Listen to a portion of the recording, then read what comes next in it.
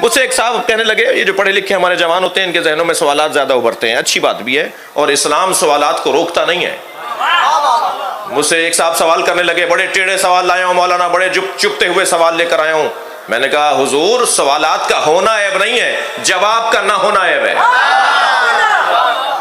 جوانوں کو موقع دیا جائے، بات کریں، سوال کریں، الجھنیں اپنی پیش کریں۔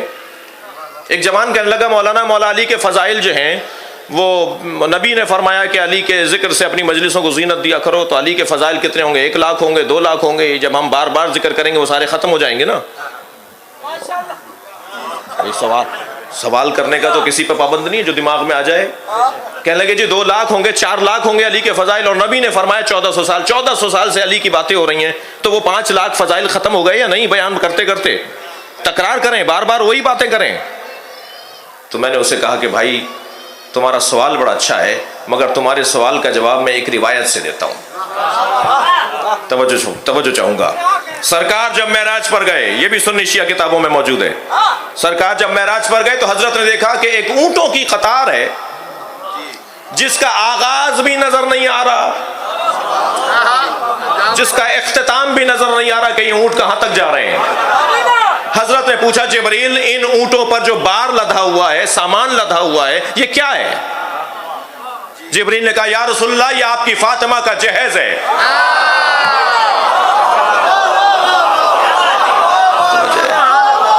توجہ ہے بھئی، سبحان اللہ بولنے سے ثواب آپ کو بھی ہوگا۔ توجہ ہے۔ جبریل نے کہا یا رسول اللہ یہ آپ کی فاطمہ کا جہیز ہے۔ نبی نے فرمایا ایک اونٹ بٹھاؤ، ایک اونٹ روکو۔ اس قطار میں سے ایک اونٹ کو بٹھایا گیا، سرکار نے فرمایا سامان کھولو۔ سامان کھولا گیا تو 1000 کتابیں نکلیں، جس میں ہر کتاب میں 1000 علی کے فضائل لکھے تھے۔ اللہ اکبر۔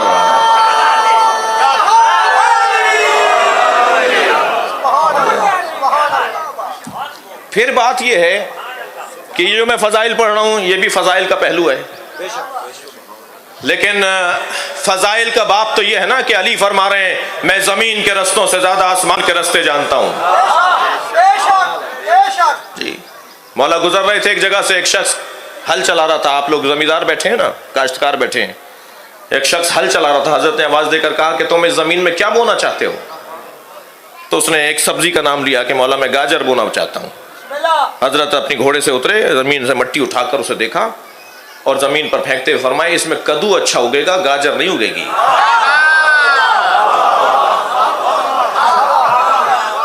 میں نے پورا خمسہ پڑھا تھا لاہور کے اندر جامع المنتظر میں کہ اہل بیت کے ذرائع آمدنی،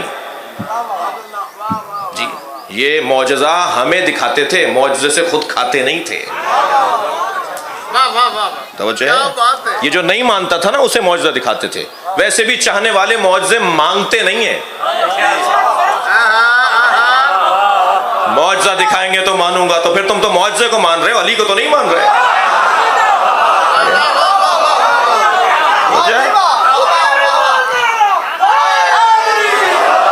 تو معجزہ چاہنے والے نہیں مانگتے بھائی، معجزہ دشمن مانگتا ہے، نہ ماننے والا مانگتا ہے۔ جی میرے مولا زمین کے رستوں سے زیادہ آسمان، ایک وجب علی جانتے ہیں کہ اس زمین میں کیا کیا نسیں بہ رہی ہیں، کیا کیا روٹ زمین کے بنے ہوئے ہیں۔ جا رہے ہیں میرے مولا جنگ نہروان پر، جس سواری پر بیٹھ رہے تھے وہ گھوڑی تھی۔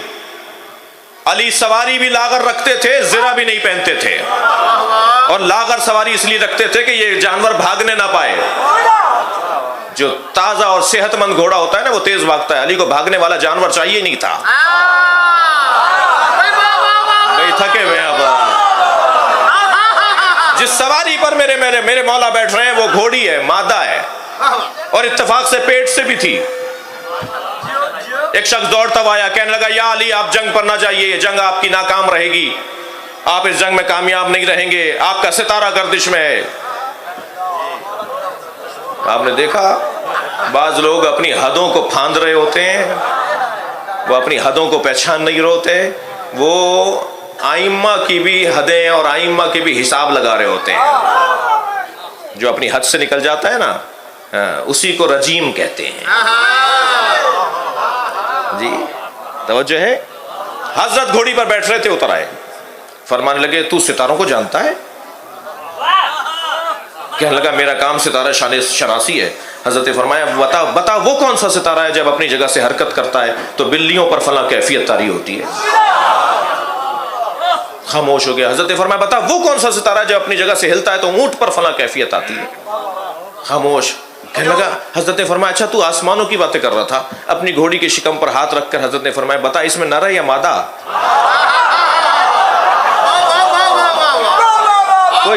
کوئی جواب نہیں تھا. حضرت نے فرمایا تو سامنے کی چیز نہیں بتا سکتا, آسمانوں کی باتیں کر رہا ہے.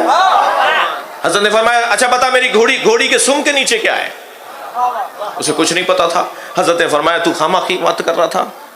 سن میں جس جنگ پر جا رہا ہوں, میں نے جنگیں بہت لڑی ہیں, مگر میں جس جنگ پر جا رہا ہوں میرے 10 نہیں مریں گے, ان کے 10 نہیں بچیں گے.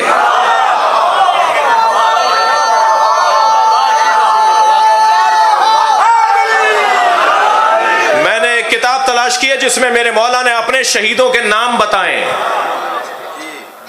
جو 9 شہید ہوئے تھے مولا کے, اور ادھر حضرت نے جو بتایا نا کہ 10 نہیں بچیں گے, تو وہ جو 10 بچے تھے, 9 بچے تھے, ان لوگوں کا نام بتائیں مولا نے کون کون بچے گا. مارنے سے پہلے بتا رہے کون بچے گا, شہادت سے پہلے بتا رہے میرا کون شہید ہوگا.